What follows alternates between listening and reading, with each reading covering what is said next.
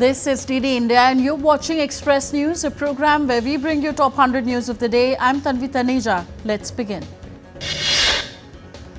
India's Prime Minister Narendra Modi addressed the lower house of Parliament, Lok Sabha, on Tuesday. The second leg of the budget session is underway in Parliament. Prime Minister Narendra Modi noted that the success of Mahakumbh Mela held in the North Indian city of Prayagraj shows that the spirit of unity is deeply rooted within us. Replying to a discussion on demands for grants under the control of the Ministry of Railways for 2025-26, Minister Ashwini Vaishnav highlighted the advancements made to the Indian Railways and thanked the Prime Minister for the allocation of the Railways budget to do so. The second day of the 10th edition of the Raisina Dialogue began on Tuesday with a session titled Thrones and Thorns, Defending the Integrity of Nations. India's External Affairs Minister Dr. S. Jaishankar stressed the importance of sovereignty and territorial integrity on day 2 of the Raisina Dialogue in New Delhi, calling it a vital principle and a bedrock of global rules. Dr. S. Jaishankar underlined the need for a strong as well as a fair United Nations, adding that a strong global order must have some basic consistency of standards.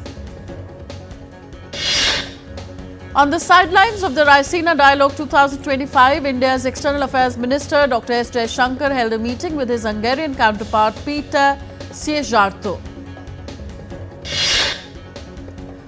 Indian Minister Kirtivartan Singh delivered the keynote address at the 10th Raisina Dialogue on Towards a Green Future for Sustainable Development, India's Climate Initiatives for Environmental Protection. The minister highlighted India's leadership in tackling climate challenges through key initiatives such as the International Solar Alliance and One Sun, One World, One Grid, among others. Visiting United States Director of National Intelligence Tulsi Gabbard delivered the keynote address at the ongoing Raisina Dialogue 2025 in New Delhi. Gabbard, in her address at the Raisina Dialogue, emphasized that America first does not mean America alone. Director Gabbard also emphasized the enduring strength of the US-India partnership, noting that it has stood the test of time for decades. Addressing the Raisina Dialogue in New Delhi, Ukraine's Minister of Foreign Affairs Andrei Sybiha said that war is not in anyone's interest and it must stop. New Zealand Prime Minister Christopher Luxon, who is in New Delhi, visited the BAP's Swaminarayan Akshardham Temple on Tuesday. India's Chief Election Commissioner Ganesh Kumar is set to hold a detailed discussion with secretaries from the Union Home Ministry and the Legislative Department on Tuesday, with focus on linking Aadhaar card with voter ID cards. Delhi Chief Minister Rekha Gupta engaged with chartered accountants to gather expert insights for the Delhi Budget 2025-26, aiming to make it transparent, balanced and beneficial for all citizens. The commander of US Indo-Pacific Command, Admiral Samuel J. Paparo, called on India's Chief of Defence Staff, General Anil Chauhan, to discuss strengthening military-to-military cooperation and opportunities to foster collaboration in the Indo-Pacific. India's Director General of Defence Intelligence Agency, Lieutenant General D.S. Rana, is set to embark on an official visit to Australia from 19th to 21st of March. The Delhi High Court adjourned hearing the plea of Baramulla MP Engineer Rashid for custody parole to attend the ongoing budget session of Parliament till 25th of March.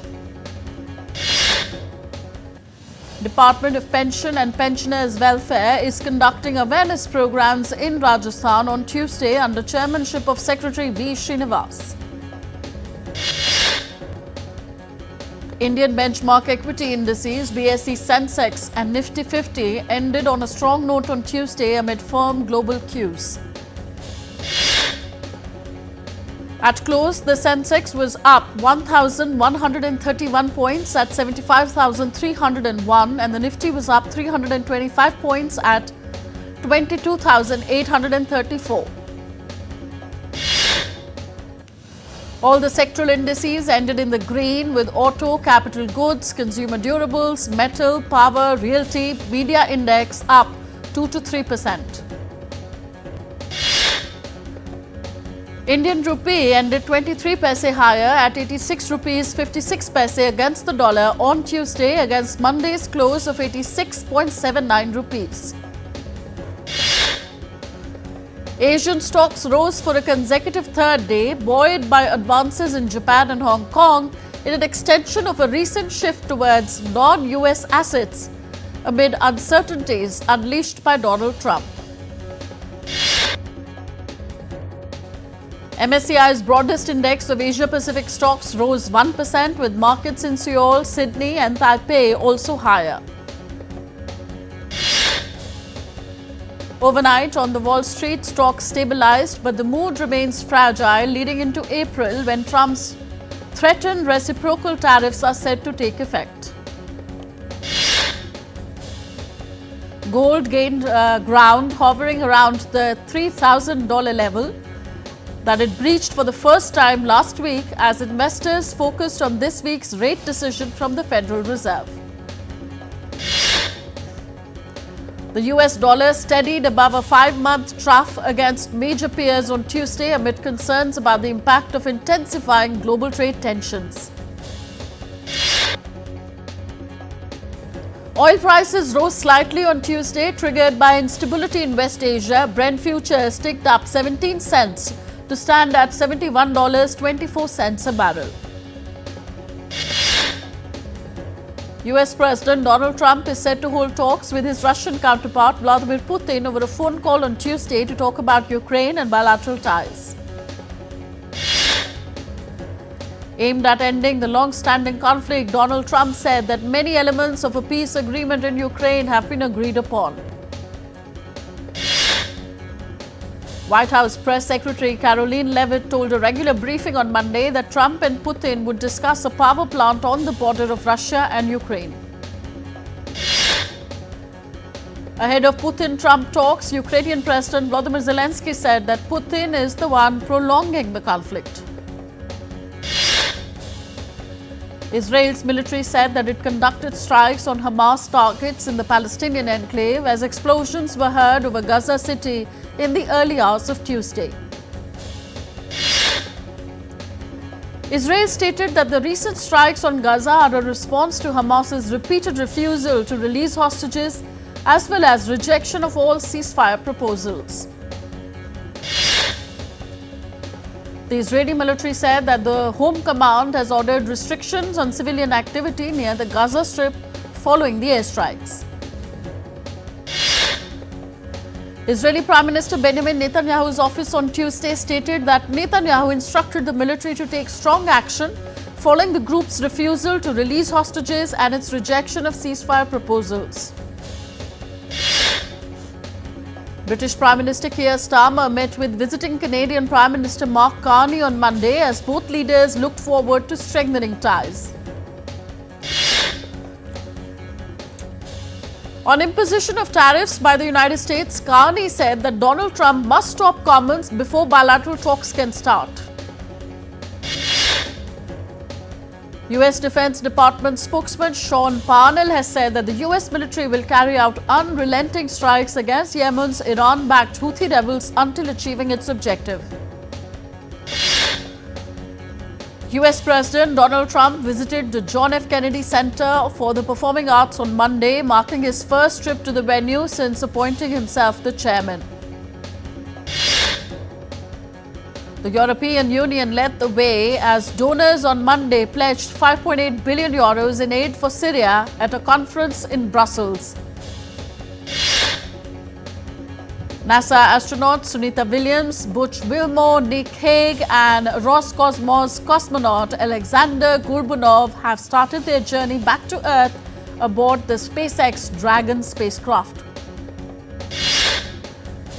With the NASA astronauts all set to return to Earth from the International Space Station, Prime Minister Narendra Modi on Tuesday expressed his concern for the daughter of India, Sunita Williams.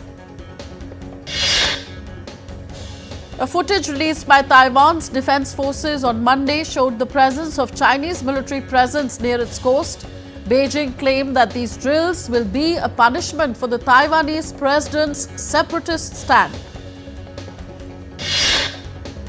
Activists held vigils and protested in The Hague, calling for former Philippines President Rodrigo Duterte to be held accountable as he faces trial at the International Criminal Court for his war on drugs campaign that killed thousands of people.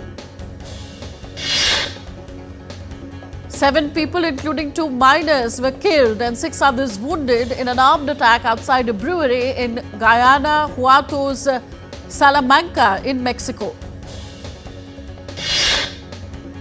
Mexican President Claudia Sheinbaum announced that she will sign a decree to strengthen the Commission for Searching Missing Persons and send reforms to Congress, following the discovery of a mass grave in Tuchulán, Jalisco.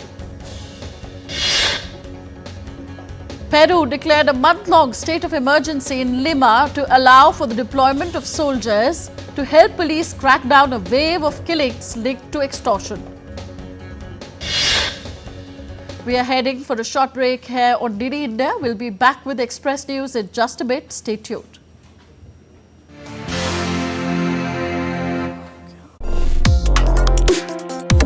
Complex issues, hidden agendas, twists and turns, strategic games. We think all dots are linked. We just need to connect them. Join me every week as I connect the dots to unravel hidden designs in statecraft, mysteries, and decode issues that matter to you. Watch Connecting the Dots with me at these times on DD India.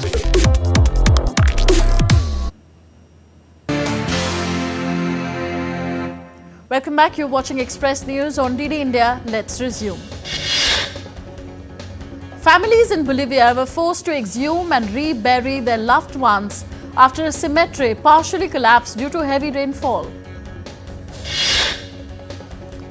The incident occurred when torrential rains caused a section of the cemetery to collapse, exposing coffins and bodies. In response, families rushed to recover and relocate the remains of their deceased relatives. Residents of Ecuador expressed concern after an oil spill in a river, afraid that the havoc will affect their health and crops. The spill caused by a damaged pipeline has heavily polluted the Vish River in the northwestern province of Esmeraldas. Oklahoma remains on high alert for fire danger following a devastating weekend of deadly blaze. The state, along with other parts of the plains, continues to face a significant fire threat. Over 40 million Americans are under alert for critical fire weather conditions over the next few days. Red flag warnings have been issued across a vast region. A prolonged winter drought has kicked off Nepal's wildfire season, with multiple fires reported across the country. The authorities are working to control the fires as it has caused significant damage. However, assessing the full extent of the damage is challenging as the fires are still not fully under control. The Indian Meteorological Department has issued heatwave alerts for several regions across India. The IMD has issued orange alert for eastern state of Odisha as heatwave conditions will prevail over the state on 18th and 19th of March. The IMD has also predicted similar heatwave conditions over North Interior Karnataka between 17th to 19th of March. World Rally Championship drivers Takamoto Katsuta, Josh McLaren and Adrian Formore went on a safari in Kenya days ahead of the third leg of the 2025 championship in the country. The trio met some orphaned young elephants and a small rhino before deciding to adopt them. Thousands gathered on the streets of Dublin to take part in the annual St. Patrick's Day parade on Monday. Britain's Princess Kate Middleton attended the Irish Gods' St. Patrick's Day parade this year. Kate handed out traditional sprigs of shamrock and enjoyed a half pint of the famous Guinness stout. Thousands of parade goers participated in the annual St. Patrick's Day parade in New York. Marching bands, performers and politicians all walked the parade route to celebrate the Irish heritage, along with members of the New York City Fire and Police departments. Tourists and locals admired the peach and pear trees in full pink blossom in Spain's northern Catalonia. Thousands head for the fields every spring to see the breathtaking display of pink blossoms. 9-year-old Napat Night Milkakorn is marking waves in Thailand's centuries-old tattoo tradition. With hands clad in oversized surgical gloves, he expertly wields a tattoo gun. Knight's passion for art and tattooing began when his father introduced him to the craft. Together they run a popular social media channel, The Tattoo Artist with Milk Teeth. An Australian man with severe heart failure became the first person in the world to survive over 100 days with a total artificial heart before receiving a donor heart. The Bivico total artificial heart was invented by Australian scientist Dr. Daniel Timms. The total artificial heart was designed as a bridge to keep patients alive until a donor heart transplant is possible. And unconventional academic pubs are getting popularized in China's Beijing and Shanghai, where individuals gather in bars to attend lectures while enjoying drinks. LVMH label Loewe announced that creative director Jonathan Anderson was leaving the Spanish luxury house after 11 years in the role. The streets of Tehran were bustling on Monday as Iranians prepared for Nowruz celebrations. In the Iranian calendar, Nowruz marks the first day of spring and the vernal equinox. In a heartwarming gesture of community service during the holy month of Ramadan, volunteers from NGO in Srinagar came together to prepare and distribute their meals among people. On to some entertainment news now. Hollywood star and musician Will Smith announced that he will be going on tour around the UK, Morocco and Europe.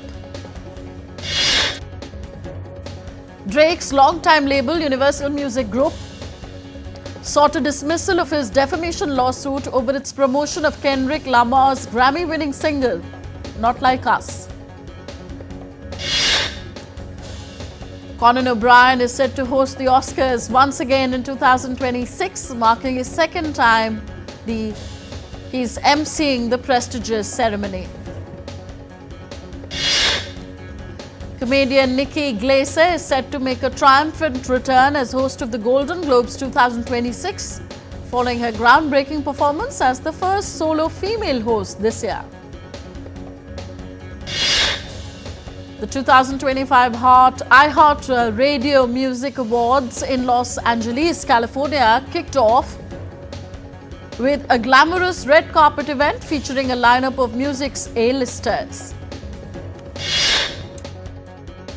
This year's top nominees include Morgan Wallen, Kendrick Lamar, P. Malone, Sabrina Carpenter, Chappell Roan, Billie Eilish and Tata McRae. The show also awarded trailblazing artist Lady Gaga and rapper Nelly with special awards. Lady Gaga's 7th studio album Mayhem debuted at number 1 on the Billboard 200 albums chart. FX has greenlit a pilot for the crime drama series Snowball with Gail Bean and Isaiah John reprising their roles as Wanda and Leon in the upcoming installment. Disney Plus has officially renewed Percy Jackson and the Olympians for a third season, nearly a year ahead of the highly anticipated season 2 premiere. Belgian actor Emily de Necken died on Sunday, aged 43, from a rare cancer. In October 2023, de Necken said she had adrenocranial carcinoma, a rare cancer of the adrenal gland. India's Prime Minister Narendra Modi met with the Indian contingent that participated in the Special Olympics World Winter Games in Parliament. New Zealand defeated Pakistan by 5 wickets in the second match of the 5-match T20 International Series on Tuesday. With this, the Kiwis have taken a 2-0 lead.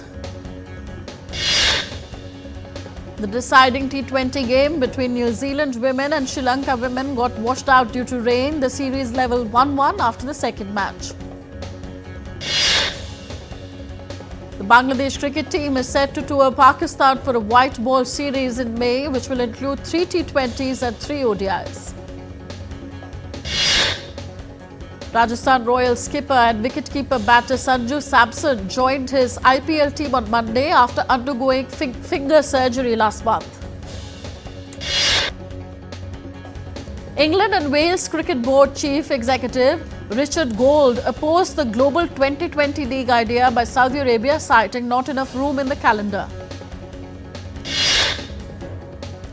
Swiss Open 2025 featuring Indian badminton stars PV Sindhu and Lakshya Sen, Teresa Jolie and Gayatri Gopichand kicked off on Tuesday.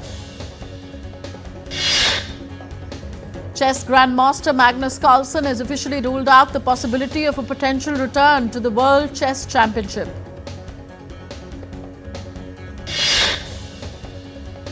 Iga Swiatek issued a statement on social media following criticism for smashing a ball in resentment during her Indian Wells semi-final loss. Defending champions India beat Italy to kickstart their Kabaddi World Cup 2025 campaign in Wolverhampton on Monday. India's next match will be against Scotland at Wolverhampton on Tuesday in the Kabaddi World Cup. Lionel Messi has been ruled out of Argentina's squad for the 2026 World Cup qualifiers due to a muscle strain. Major League Baseball season will begin in Tokyo, Japan on Tuesday between Los Angeles Dodgers and the Chicago Cubs. Japan's 6-time Olympic champion Akinori Nakayama has died at the age of 82. Local media reported stomach cancer as the cause of the death. And the International Olympic Committee Executive Board on Monday recommended the inclusion of boxing in the Los Angeles 2028 Summer Olympics. And that is the end of Express News. Keep watching DD India. Namaskar.